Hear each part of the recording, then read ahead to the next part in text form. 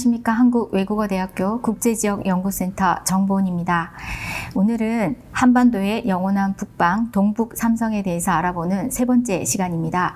동북에서 한반도로 통하는 전략적 요충지, 선양의 발견에 대해서 이야기해 보겠습니다.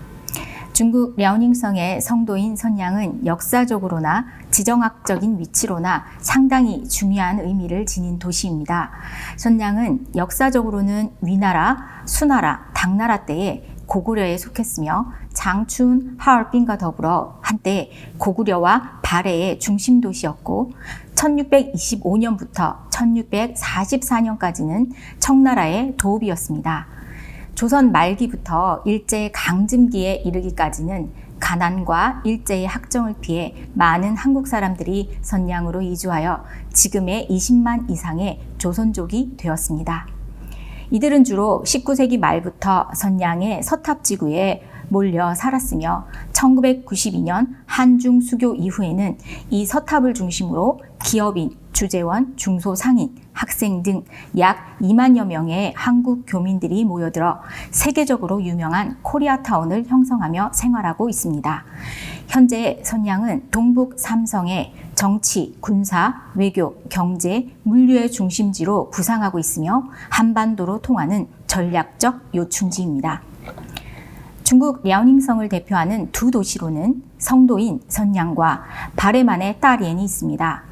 그 가운데 따리엔이 중국 속 일본으로 불릴 만큼 일본의 투자 기업이 밀집해 있다면 선양은 중국 속 한국이라고 할 수 있을 만큼 한국 투자 기업이 많이 진출해 있는 곳입니다. 선양은 서울시 면적의 약 21배 크기로 인구는 약 820만 명의 동북 삼성을 대표하는 최대 중공업 도시로서 베이징, 상하이, 티엔진, 충칭과 함께 중국 5대 도시에 포함됩니다. 다섯 번째 직할시로 승격 가능성이 있는 도시를 거론할 때 가장 먼저 거론되는 곳이 바로 선양입니다.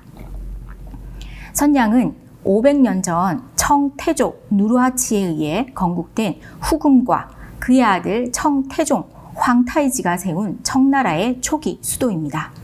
선양 고궁은 청나라 초대 황제 누르하치가 1625년에 착공해서 그의 아들 2대 황제 홍타이지가 이어서 1636년에 완공한 궁으로 2004년 유네스코 세계문화유산으로 등재됐으며 현재 선양 고궁박물관으로 공개되고 있습니다. 이곳의 건물 양식은 북방 기마민족의 이동식 텐트인 게르를 본뜬 형식으로 만주족, 몽골족, 한족의 건축 양식이 모두 융합되어 있어 북방 건축의 기백을 확인할 수 있습니다. 그리고 청태종 홍타이지의 무덤인 북능, 청태족 누르하치의 무덤인 동능 등은 이곳이 만주족의 옛 역사가 있던 곳임을 알게 해줍니다. 만주족 청나라는 이곳을 발판으로 중국 역사상 가장 큰 영토를 차지했습니다. 선양은 해롱지앙성의 하얼빈, 지린성의 장춘, 베이징과 연결해 중원으로 진입하는 동북 삼성의 길목이 되었습니다. 요양, 안산, 무순, 본계, 철령 등은 선양을 중심으로 반경 100km 내에 있는 위성도시들입니다. 요양을 비롯한 안산은 옛 고구려의 전략적 요충지로 고구려 천리장성의 핵심에 해당되는 곳입니다. 천리장성은 고구려가 당나라의 침입을 방어하기 위해 631년에 축조를 시작한 성으로 삼국사기에서는 요동 만주벌판의 부여성에서 동남쪽으로 바다까지 1000리에 걸쳐 지었다고 기록하고 있으며 요하 하구까지 이어진 것으로 보고 있습니다. 이 성을 축조하는 데는 16년이 걸려 647년에 완공됐습니다. 선양의 계모성과 무순의 현도성 및 신성, 등탑의 백암성, 해성의 안시성 등은 천리장성의 대표적인 성입니다. 그리고 발해만 끝에 있는 대련의 비사성까지 이어지는 이 천리장성은 연개소문이 당나라에 맞서 요동을 지키기 위해 쌓은 성이었습니다. 특히 안산과 무순은 중국 최대의 철광산지로 철광산업이 발달한 곳입니다. 고구려가 수나라 당나라와 맞서 이곳을 지키려 한 이유는 바로 이 철 때문인지도 모릅니다. 이 도시의 이름인 선양, 펑티엔의 지명은 정치적 혼란과 맞물려 개명이 반복되었습니다. 1929년에 짱조어린이 관동군에게 피살당하면서 뒤를 이은 장쉐이랑은 도시명을 펑티엔에서 선양으로 복구시켰으나 1931년 일제가 만주사변으로 선양을 점령한 후 다시 펑티엔으로 만들어졌습니다. 지명 자체가 만주족과 일본인들에 의해 강제로 개명된 것이기 때문에 과거 한족 출신 선양 시민들은 펑티엔이란 지명에 강한 거부감을 드러내기도 했습니다. 참 슬픈 역사를 지닌 이름입니다. 이곳은 과거에는 고조선을 거쳐 고구려 영토였으며 고구려의 계모성이 있었습니다. 고구려 멸망 후에는 당나라가 이 지역에 안동도호부를 설치했고 이후 발해가 이곳을 차지하여 심수의 이름을 딴 심주를 설치합니다. 이후 명나라 때까지 선양으로 불리다가 만주족이 세운 후금이 점령하고 수도로 삼았습니다. 이때 세운 궁전이 선양의 고궁입니다. 1644년 청나라군이 북경에 입성한 후 수도로서의 위치를 상실했고 1657년 다시 봉천부로 개명하여 사실상 만주족의 고향으로 남았습니다. 이곳은 처음에는 만주 일대를 신성시하는 청나라 조정의 방침에 따라 한족의 출입이 금지되었으나 이후 러시아와 일본이 만주를 침략하기 시작하면서 땅을 뺏기게 된 청나라가 급하게 출입 금지를 해제하여 사람들을 만주에 살도록 하자마자 한족을 비롯한 여러 민족의 사람들이 펑티엔으로 들어왔습니다. 그리고 1900년 전후에 대한제국은 간도와 만주에 대해 제국주의적 집착을 보이기 시작했고 급기야 펑티엔 일대에 군대를 보내 만주 지역의 청나라군에게 치명적인 피해를 입히는 사건이 발생하여 청나라는 15,000명 정도의 군사를 만주에 파견하기도 했지만 대한제국이 일본 제국에 의해 무력화될 때까지 간도 지역의 실질적 통치권은 대한제국이 행사하게 되었습니다.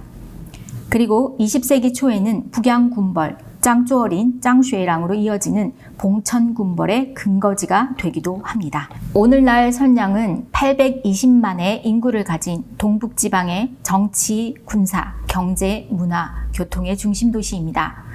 1980년대까지 선양은 일제 강점기에 건설된 공업 기반을 바탕으로 중국의 군수산업과 중화학공업을 선도해왔습니다. 하지만 중국 동남부 연해 지역에서 시작된 개혁개방의 흐름에 쉽게 부응하지 못했고 그 결과 1990년대 후반부터 선양의 경제는 기울기 시작했습니다. 국영기업을 중심으로 수많은 기업들이 도산을 했고 선양 지역 기업들의 대규모 구조조정으로 이어져 대량 실업 사태가 일어나 한때는 노동자들의 집단 소요가 발생하는 등 지역이 위기를 맞기도 했습니다.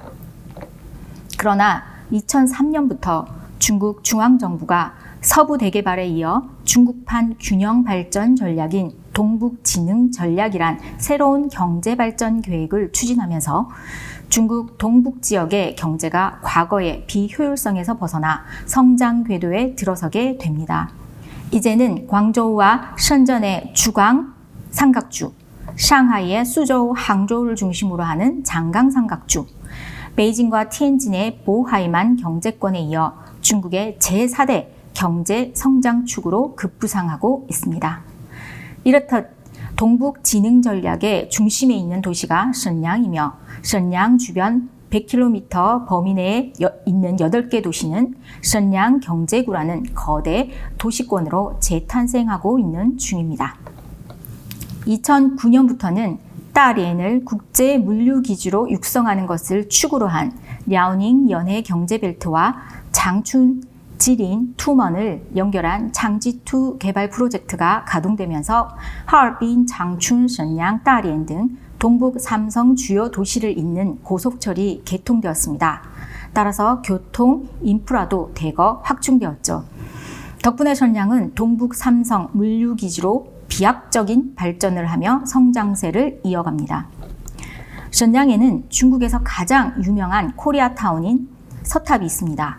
베이징의 왕징, 상하이의 미낭취, 롱바이 지역, 산동성의 칭다오에 청양취와 스난취, 하얼빈의 샹팡취, 장춘의 계림노와 목단과 광동성 션전의 아우엔취 등 한민족들이 많이 거주하고 있는 중국의 대도시에는 코리아타운들이 많이 생겨났는데 그 가운데 신양의 서탑이 가장 오랜 역사를 지니고 있습니다.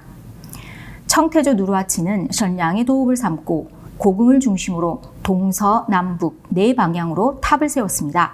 서탑은 그 중에 하나입니다. 지금의 서탑은 1998년 문화 대혁명 시기에 파괴되었던 것을 복원한 것입니다. 라마교와 이슬람교의 영향을 받은 듯 보이는 하얀색으로 된 불탑으로 탑의 뒤편에는 사원이 있습니다. 동탑은 비행장, 남탑은 신발시장, 북탑은 버스역으로 저마다 도시에서 명확한 특징을 지니고 있습니다. 이와 마찬가지로 서탑하면 상징적으로 떠오르는 것은 바로 한국입니다. 서탑 중심으로 약 10만 명이 넘는 동포들이 거주하고 있기 때문입니다. 이곳에 조선인들이 거주하게 된 이유에 대해서는 일제 강점기에 펑티엔으로 불렸고 20세기 초부터 이곳으로 조선인들의 이주가 시작되면서 지금의 서탑 주변에 모여들어 거주했다고 하고, 또 20세기 초에 안씨라고 하는 조선인이 서탑 아래에서 처음 농사를 짓게 되면서 조선인들이 점차 모여들어 마을을 이룬 것이라고도 합니다. 또 일제 때 서간도의 독립운동을 지원하기 위해 국밥집이 하나둘씩 생겨나면서 조선인들의 상권이 형성되었다고 말하는 자들도 있습니다. 선양과 그 주변 도시는 특히 평안도, 경상도계 조선족들이 많이 모여 사는 곳이기도 합니다. 서탑이란 곳에는 한국인 가게, 북한 식당 등이 모여 한글 간판으로 장식한 상가가 가득 들어서 있습니다. 이곳 조선족은 초등학교부터 고등중학교까지 조선어로 언어 교육을 실시하고 있습니다. 또 많은 탈북민들도 선양에서 은신하며 살고 있고, 탈북민이 아니더라도 북한 사람들이 많이 살기도 하지만 북한에 대한 제재가 심해지면 거의 찾아볼 수 없습니다. 최근 중국 경기 둔화세가 짙어지고 있는 가운데 신양은 과거 국유기업 중심의 경제를 개혁하고 서비스, 금융, 물류, 유통 등 분야에서 대외 개방을 추진하며 동북아 물류기지로 발돋움하기 위해 전력 질주하고 있습니다. 신양은 여러 가지 면에서 한반도에 깊은 인연을 맺고 있습니다. 이곳에 한반도 고구려의 영광과 조선의 눈물이 스며들어 있고, 또 결코 낯설지 않은 그곳에서 미래 대한민국의 활발한 움직임을 기대해 볼 수 있을 것 같습니다. 오늘 여기까지 한반도의 북방, 동북 삼성의 도시와 문화에 대해서 살펴봤습니다. 앞으로도 계속해서 한반도의 북방인 동북 삼성에 대한 연구는 지속되어야 될 것 같습니다. 감사합니다.